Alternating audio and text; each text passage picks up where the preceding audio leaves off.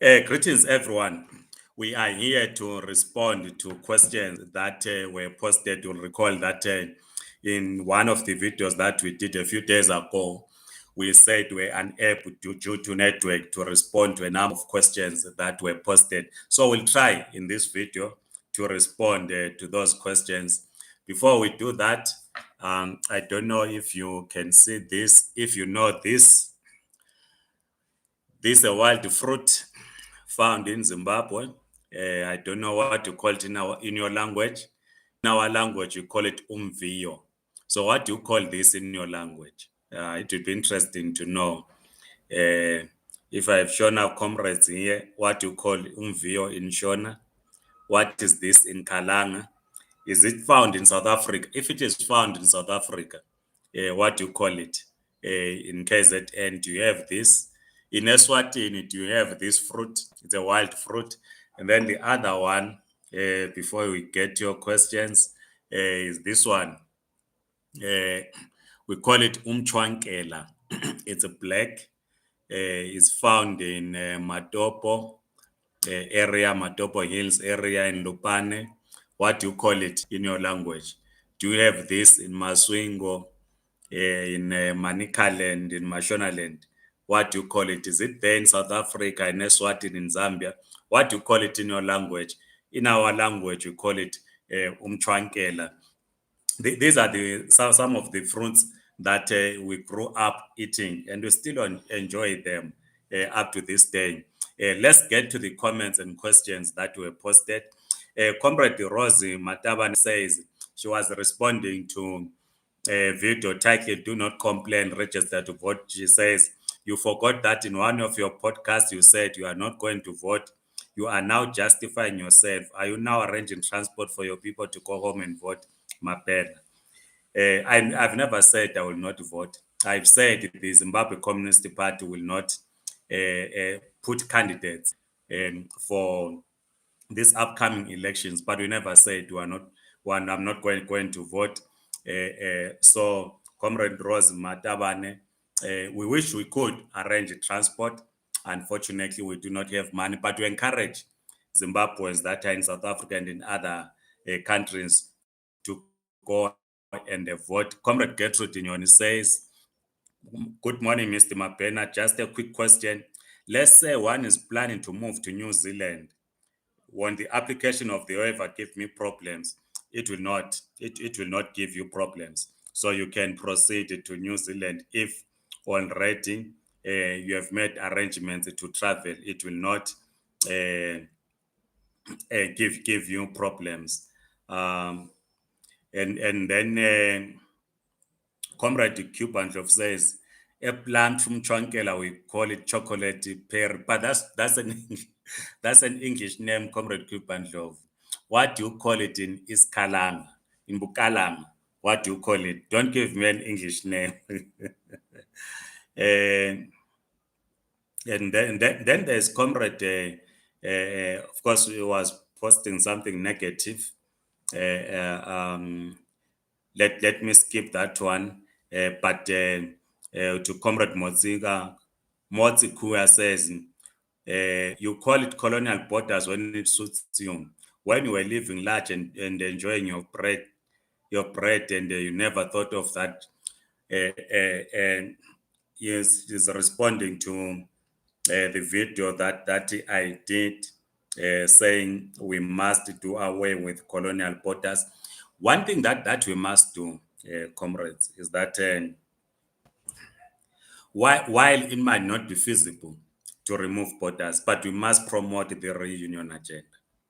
When I was in Bulawayo, I did an interview on Umhlobo Wenene. It's an SABC radio station, it's Xhosa. I did an interview. They phoned me when I was in Bulawayo. And I did indicate that there is a strong community, Xhosa speaking community in Zimbabwe. And it's important that in the Xhosa in South Africa and the Xhosa in Zimbabwe must relate because they are one. There must be cultural exchanges between the two nations because You cannot, as a Xhosa speaking in Eastern Cape, view a Xhosa speaking in Mbembesi as an enemy. You are one people. And yes, we cannot in the immediate remove the colonial borders, but it's a long-term thing that we must do. But we must promote this togetherness, this oneness as a people within the SADC region as part of Africa unity.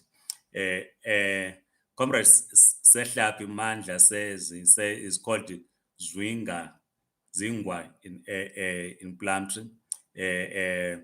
Yeah, that's interesting.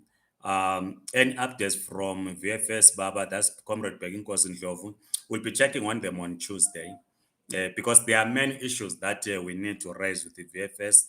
The issue of people paying 1,500, VFS Pretoria, even if you have correct papers, they will tell you that no, the letter is not correctly written. I've been receiving many messages, so we'll be talking to the management on Tuesday to understand what is required, why people are paying that money when they pay VFS money, because you can't pay 1,550 to apply for a waiver and then you pay some people outside in the VFS offices again. That in our view is criminal. So I'll be raising these issues. Comrade Wendy Raphael says, "Good morning, Comrade. What will happen to people who are not going to receive their waivers on before 30 June? So it's our problem. We do not know in this stage what they are going to say, whether they are going to extend. We do not know. Remember, also waiting for the court judgment. We do not know what the court judgment is going to be. But also remember that the lawyers for the South African truck drivers they proposed that if the court was to rule in their favor, they were asking the court to extend the grace period for another 6 months so that people can be able to collect whatever they need to collect. So I believe that that will then mean, if that were to happen, it will mean that if you applied, you will have time to receive your waiver outcome. But keep on checking with the VFS. Some comrades have been sending me messages saying they applied in September 2022, but they have not received, while those who applied this year are receiving. And we encourage them to keep on checking. And also there are those that are saying up to now they've not confirmed payment they paid, but it still does not appear in the system. Also visit the VFS, and those that want the refunds, because you might have made mistakes when you were paying. You need a refund. You need to go to VFS for you to get your apply for a refund, but they will take a certain percentage, which they say is administrative. Comrade Arnold Muvunza says, I submitted at Pretoria offices. There were no such problems. The process went smoothly. Thanks for a positive feedback, Comrade Arnold in Muvunza. Personally, I've never been to VFS in Pretoria. I do not even know where it is located, but we are getting all these messages from those that are saying are submitting in Pretoria. Then there's Comrade William Pilane Jo. He says, Mr. Mapena, any clarification about the documents needed to submit general work permit application? That is one, police clearance, two, medical certificate. I'm aware that Zim police clearance has been scratched out, but unsure about medical health certificate. I've been seeing this circulating on social media. I've not been able to confirm with anyone in the Department of Home Affairs. We normally, when there's such, we normally talk to some people at head office or the office of the minister for confirmation. Up to now, we haven't done so. We hope to do so on Tuesday so that we give you a proper feedback. Thanks, Comrade Wedel Raphael. And then Comrade Even Clarity Moyo says, I have ZE pin. I'm older than 18. My dad is having permanent residence. Can I apply for a relative visa or I have to do waiver first? Um, I think you need to do a waiver and then apply for a relative visa. I'm not 100% sure, but either way, you can submit application for a relative visa because it's not a work permit. But if you want to take up employment, because the relative visa will not allow you to work. So you will need to ask them to waiver the condition that will not allow you to work. So what you need to do is to submit the relative visa application, request that they waiver the condition that will not allow you to work. I think it will work better in that way. It will delay if you apply for a waiver, then apply for a relative visa. So you can submit the two applications once. And I think one comrade also asked a similar question, and we said when we asked the management at VFS last year, they said that you can submit at this simultaneously the waiver application and the visa application for the one that you are applying for.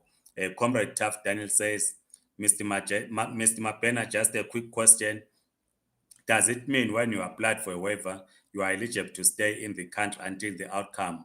And does it apply to 31st December 2023 deadline? I'm not aware of the 31st December 23 deadline. You might have seen them talking about others not on the ZEP category. The deadline is still 30 June 2023, unless something changes. As I've said earlier on about the court judgment, which we're still waiting for.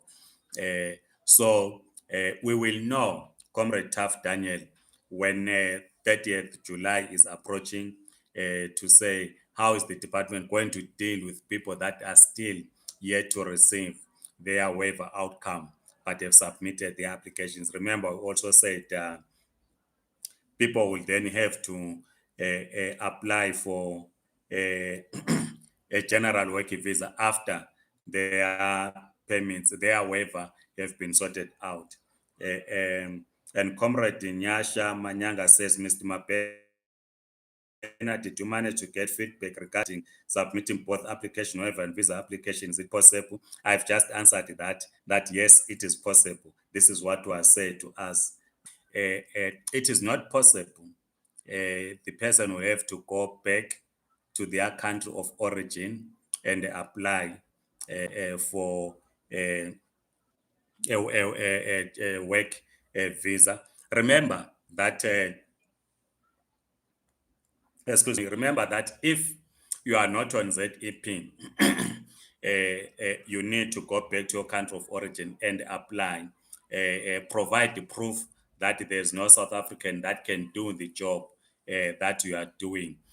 What the Minister of Home Affairs is doing currently with this waiver, which he says is signing, is that he's waiving that labor certificate or labor requirement that is needed when one applies for a visa, because they will want to know, submit proof that the job offer or the job was advertised in many newspapers, the process of interviews, how many people participated in the interview. That also needs to be submitted, Comrade Wendy Raphael. Comrade Darisai Chibanga says, can I apply for a waiver even I don't have the ZEP permit? I've just answered this because most people of low skill ask this question. It is not possible. But unless if you are under critical skills or not a person, you are a professional, not a person of low skill, then you can apply. But mostly people of low skill, if you are not on ZEP, you cannot apply. Comrade Rejoice Mate says, morning, Mapena. If filling for waiver on the website, can you please assist which one is permit number on our permits, because they are so it doesn't state. Look, I don't have. I think others can assist you there, but I think the ZTP there are two numbers there. There's the one I think that ends with the ZEP, and the one that starts with the ZEP. I think the other one is control number. I'm not very sure, but I think if you ask in the group, because we have a number of WhatsApp groups, or even in our Telegram group, others will assist you. If you are not in our Telegram group, just drop me a WhatsApp on 083 340 1000. I will send you the link. Then you can ask comrades to assist you. Comrade Wanda Maposa says, morning, say, is booking for waivers closed now? I tried to apply for my wife. Can I pay since I have a ref number? It is not closed. And remember, we told you that that thing which was saying the waiver application will close in March, it was not for ZEP holders, right? When the Rafael is saying, so I can apply for a waiver back home, and what will they want to be waived? Because we also say is a diesel mechanic. Diesel mechanic is not under critical skills. That was removed. It is not under critical skills. So the company must prove to the Department of Labor that there is no South African that can do the job of a diesel mechanic. And this they must prove by submitting the advert that they put on national newspapers, whether it's the Star, Citizen, Sowetan, Cape Angus, and others. They must prove that they advertised for the job, provide details of the interviews, how many people applied, how was the interview conducted, the score for the interviews, and how to prove that the person became number one in the interviews. All that information is needed. But assuming the person was a ZEP holder, was a diesel mechanic, was going to apply for a waiver because it is not under critical skills. I know some people that work as diesel mechanics have received their waivers and they are now applying for a general work visa because they are artisans, they work as diesel mechanic.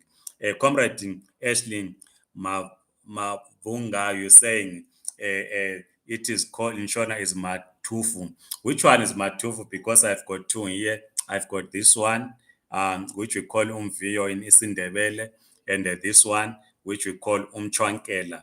So which one is Matufu in Shona? And you then ask, Comrade Arnold Mafunza says, quick question, say, can I take the receipt from VFS for waiver to my bank for updates since they are sending me messages to update my documents? Yeah, you can do that. You can go to your branch.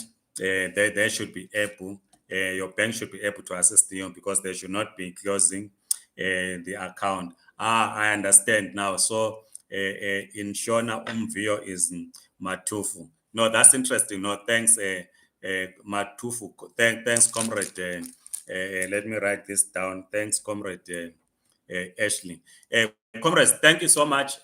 We've done 18 and a half minutes.